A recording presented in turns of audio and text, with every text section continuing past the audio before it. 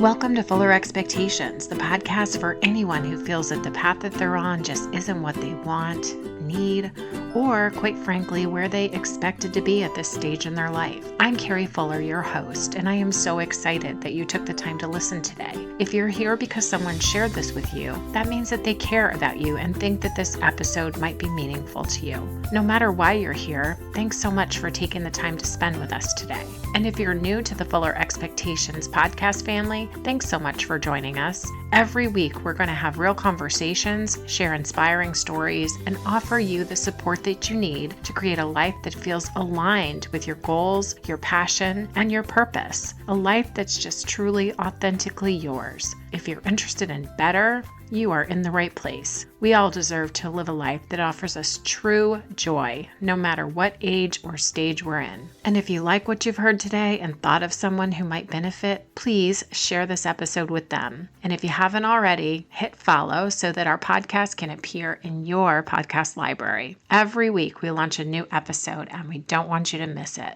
And now let's get right into today's episode.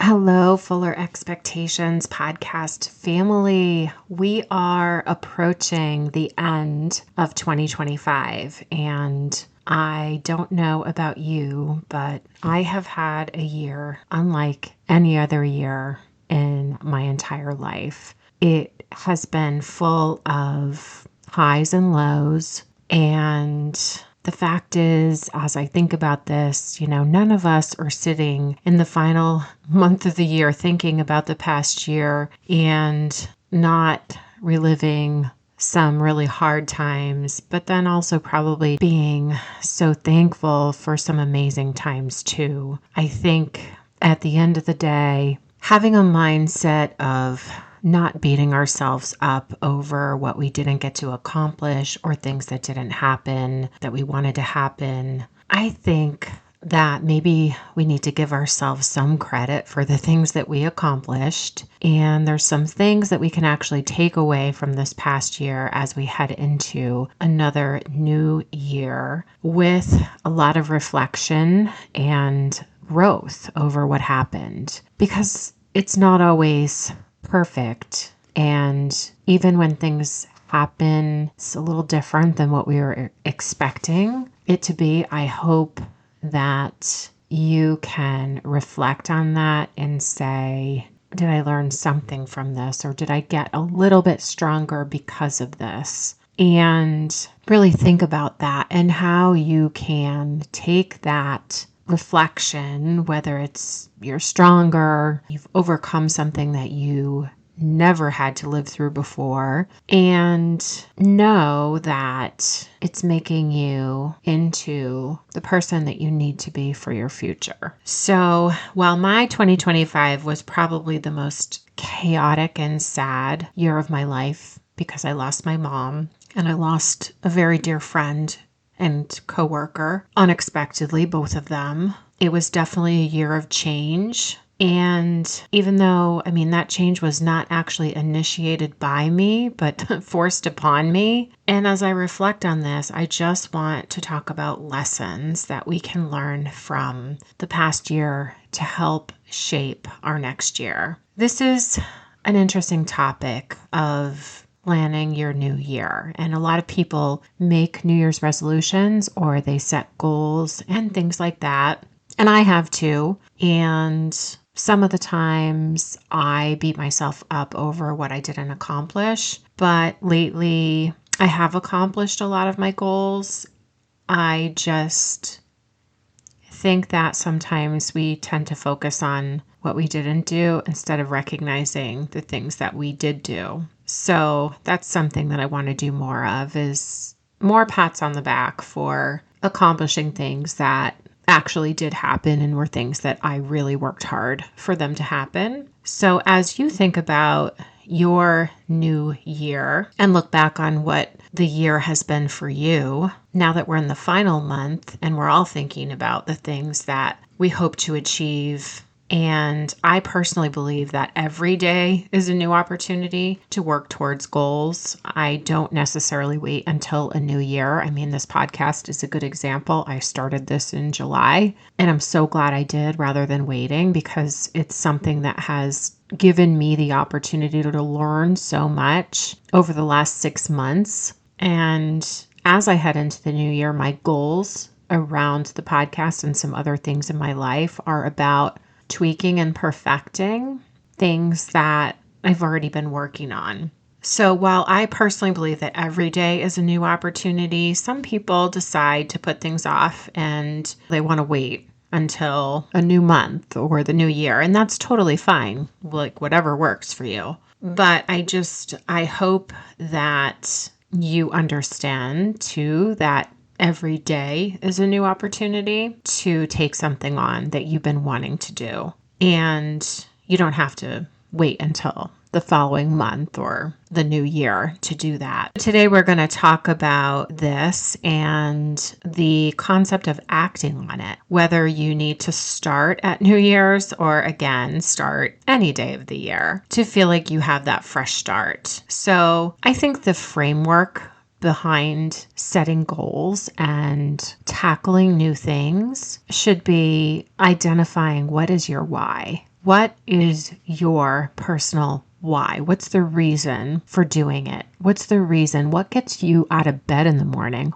What makes you excited? What is the why in your life? The building blocks to me for a happy life are relationships, knowing your why, and being driven by this. This is your personal core values. It's your personal goal around what your purpose and impact in the world is. So I think setting intentions, but first identifying what is your why. Because if you're just going through the day and the weeks and the months, sort of on like autopilot, I get up, I go to work. Why? Because I go to work every day. What drives you to do the things you do besides, making a paycheck and paying your mortgage or your rent or whatever? What's your purpose? What is the impact that you want to make on other people and on the world, and some people that you might not even know? That's something that I hope everybody thinks about as you head into the new year. And this is something personally for me that drives me. I feel like I've been so fortunate. I've had a career in the nonprofit sector, so I've been in fundraising since I graduated college. After a little stint in TV news, I didn't like the tagline, if it bleeds, it leads, because that's literally how the newsroom operates, and it just was not for me.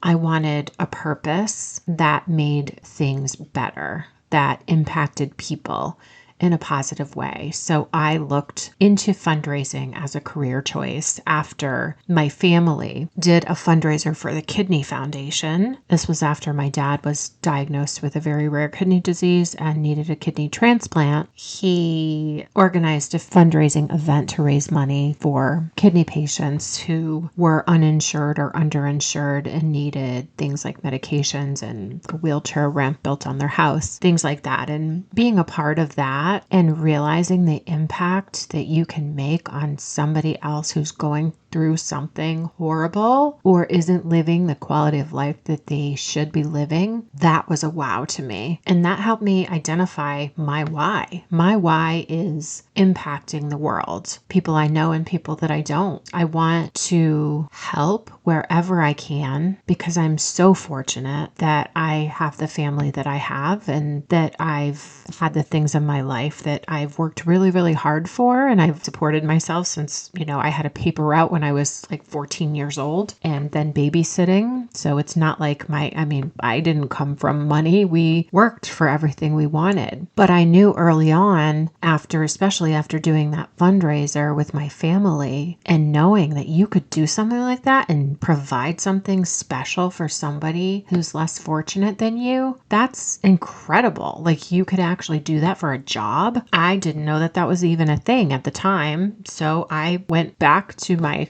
home in Florida where I lived at the time from Massachusetts where my family lived. And I looked for a job in fundraising. And my first job was in West Palm Beach, and it was for the Leukemia and Lymphoma Society, and it paid dirt.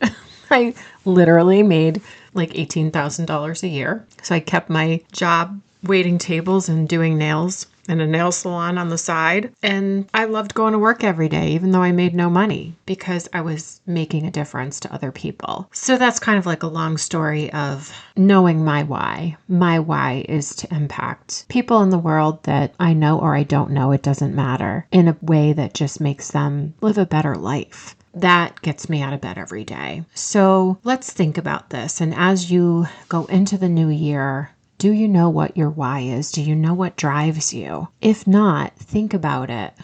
Think about what you want to do. And if you're not sure how to even get started, like I didn't even know fundraising was a thing that you could actually do for work. And I just looked into it and landed a job doing it. So, and understand too that if you're working in a position where you love what you do every day and you're not really making much money, because I definitely wasn't making enough to pay my bills, but you're doing what you love, I feel like the universe pays it forward for you. Like it did for me. I was fortunate because I could do nails and work in a restaurant on the side and pay my bills. And I didn't mind doing that because I loved my job. So it didn't bother me that I actually was like working 3 jobs because I was happy. And in doing that, I literally built a career in nonprofit to the point where I was running a foundation that covered an entire state. I feel like the universe paid me back. So that's where I landed. And I'm still doing it today. I'm still running a foundation today and doing my podcast on the side because I love doing that too. But as you think about the building blocks for your happy life, knowing and living your why and being driven by that is something that literally will change your life. I hope that you have the opportunity to do that. I really hope that you do, because it changes everything. So the next thing that I want to talk about are things in your life. So are things in your life a distraction? The things that you have, the things that you acquired that you thought you wanted, did you acquire them because you wanted them, or did you acquire them to distract yourself or to give yourself a moment of pleasure, like purchasing it made you happy? Do those things bring you happiness, or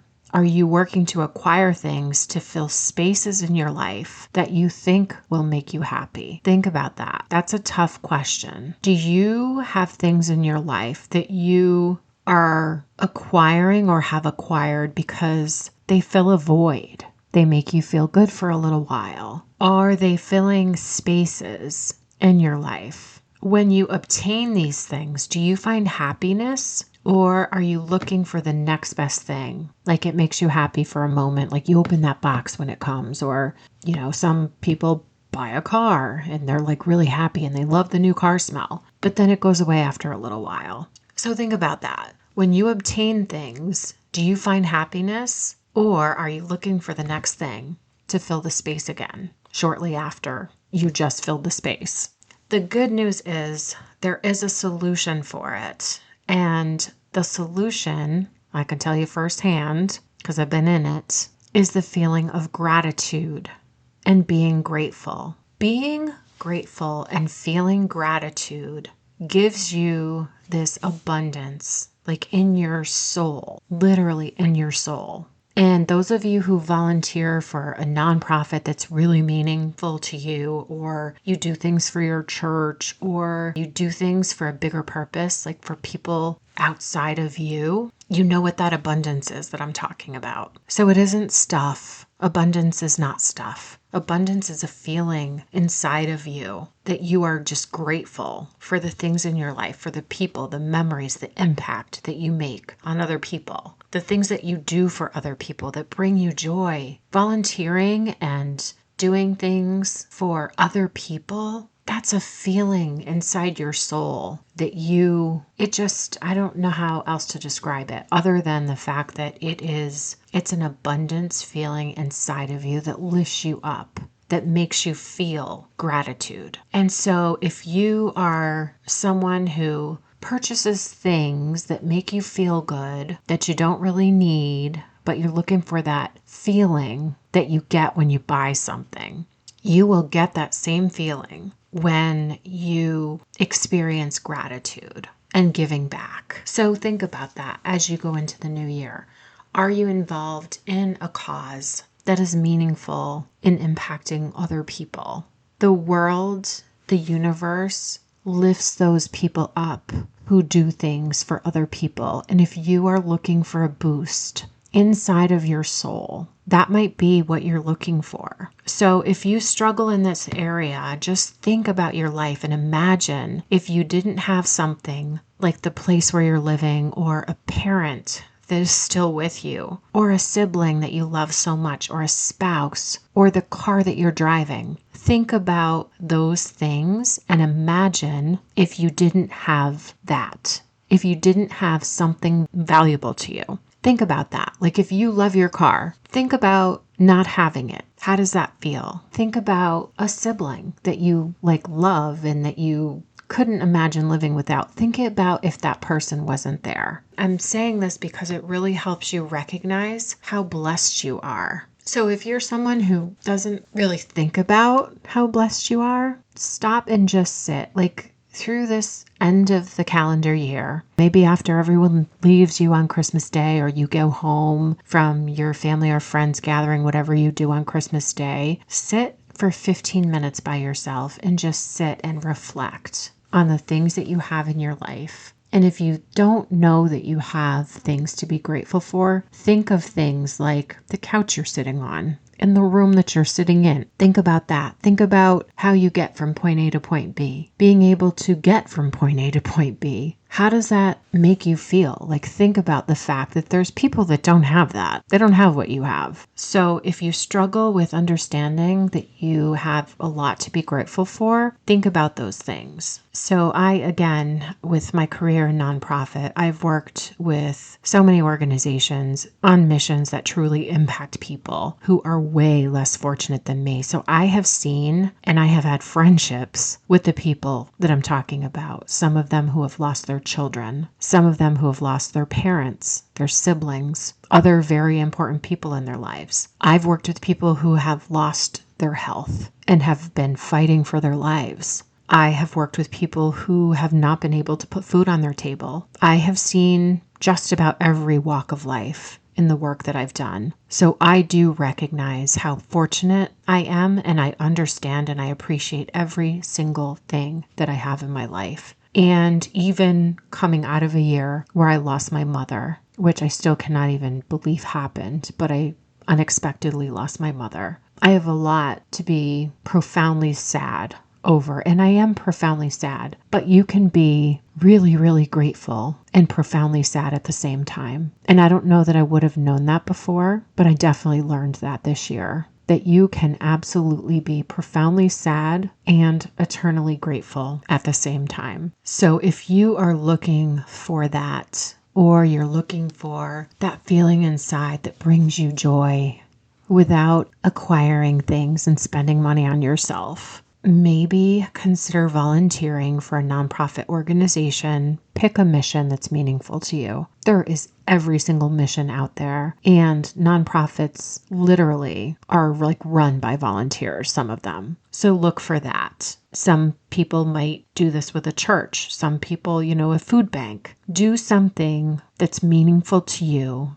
that offers you the exposure to the things I just talked about, the things that I have definitely seen in my career and in my personal life. I am friends. I adore so many of these people who literally have given me an understanding of what gratitude is. This is a great opportunity for you to recognize and appreciate, and maybe even in the process, discover your why. Another thing that would be beneficial for us to all pause and think about as we head into the new year is this. So we all run 100 miles an hour in our day. Our schedules are jam-packed. Sometimes this mindset overlaps two things at home, and we're rushing through the day just to get more done and to get to that next thing. And what would happen in your life if you paused and intentionally spent the time that you needed to spend with your kids, or your spouse or your parents or parent or friends or people in your life that you interact with outside of work, really spent like very intentional time with them, like putting your phone down and asking them questions that you might not have ever asked them before.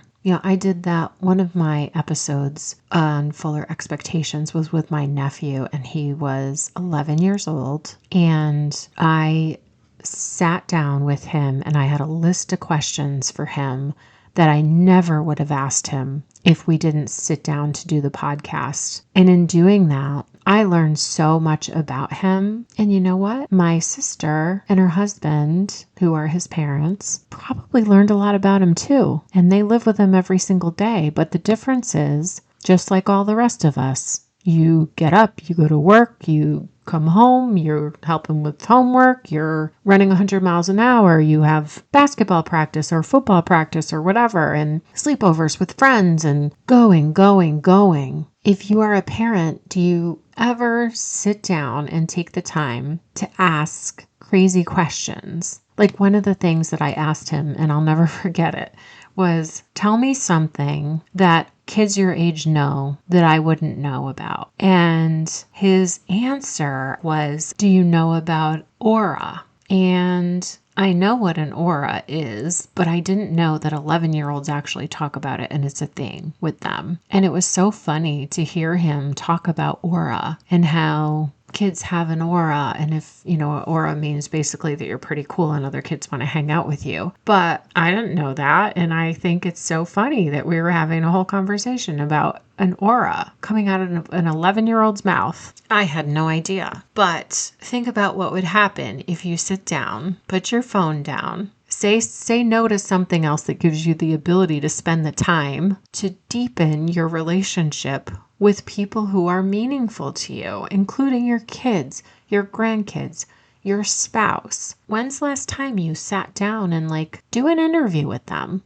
Pretend you're interviewing them for something. Think of a list of questions. And if you can't think of any, go on ChatGPT and tell Chat that you want to interview your spouse or your child or whatever, and ask for a list of questions to ask them. And you will get some really fun questions that you probably never thought to ask before. And there you go. Chat will do the work for you. So if you're a parent and you find yourself in a position where you're really frustrated with your kids over something like not taking the time to do their homework, or complaining about the food that you put on the table, or complaining that they can't have a sleepover, I just want to say I have a thought on that. I recall situations where my son might get an after-school detention because he didn't complete an assignment that he was supposed to. And my frustration level over the fact that there was no late bus and I had to change my work schedule because I had to go pick him up instead of him taking the bus home when he was supposed to because he had the detention. And I was so focused on what an inconvenience that was to me. And now that my son is older and he's grown up and he lives on his own,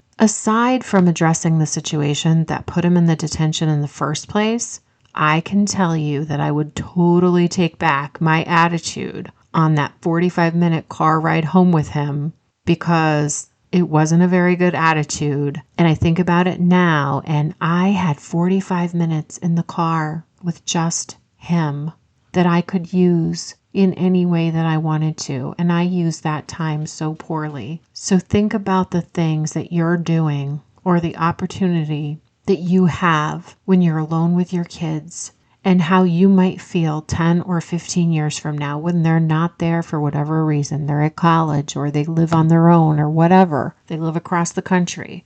Think about that and rethink your presence in these moments and decide if at the end of the day, does that situation that you're in right now and the way that you're acting or not acting, or the things that you say or don't say, does it impact your life in a negative way? Or how can you turn it into a positive situation or a positive outcome? So I said it a little bit ago, but I'm going to say it again. The most important thing about life and the purpose of our lives is to leave the world a better place, even if it's in a small way. So changing the way that you look at a challenge or a failure and think of it as an amazing opportunity, this could literally change the impact that you make. Because if you look at the challenges and the failures in your life and think of how you're reacting to those things, how does that impact the people around you? If we think of these things as an opportunity, because I do believe that that's the universe guiding you. Like when something does not work out in your life,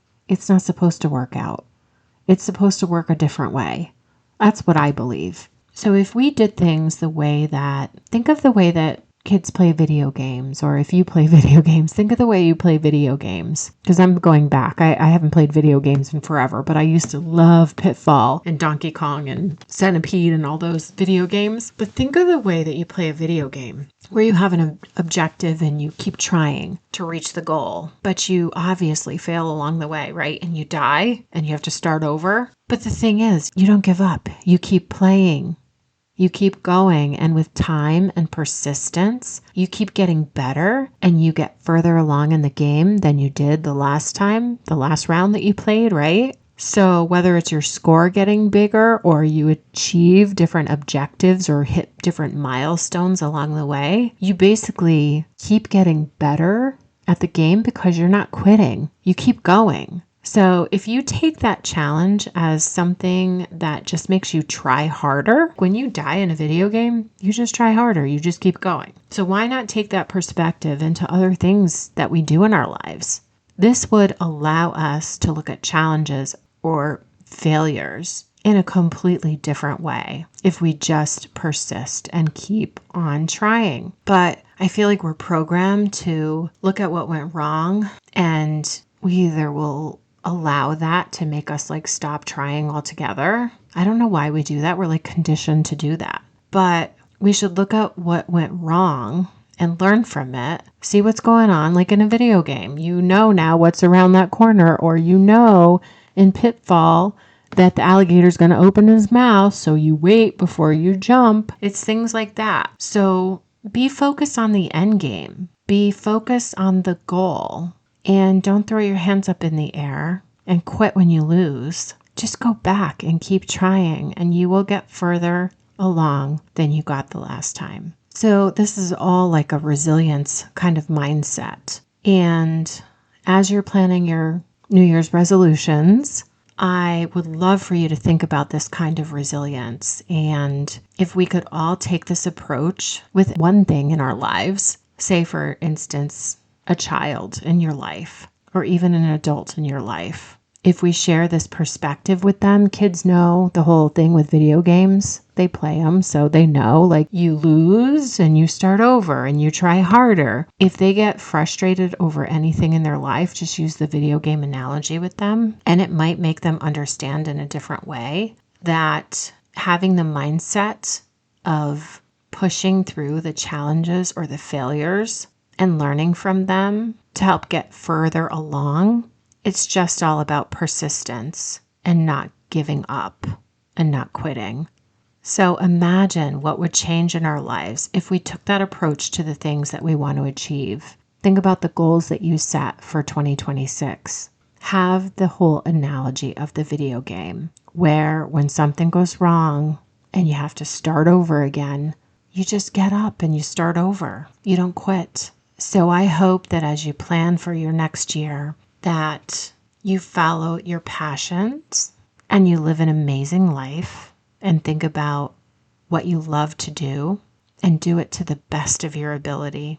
If you focus on something that you're really passionate about and you link that to how it will impact other people, the universe will truly feed you and guide you exactly where you're meant to be. So I hope this was beneficial for you. And if you thought of someone who might benefit by the message that we shared today, please share this episode with them. And if you are not already following, please hit follow so that our podcast can appear in your podcast library and you don't miss a single episode, because I would love to have you join us every week. I would also love any comments that you have about goals that you are setting for yourself in the upcoming new year, and any comments that you have about recommendations of some strategies that you've tried with goal setting so that we can share that information with other listeners as well. Thanks so much. Thanks for listening today. If this episode sparked something in you, please share it with a friend, leave a comment or a review, and reach out and let me know what resonated. Remember, no matter what age or stage of life you're in, you can pivot. And always remember, the second half of life is not a winding down. It's a waking up. Please follow or subscribe. We'd love to have you as part of our podcast family. Let's keep showing up and being the best version of ourselves. Until next time, take care.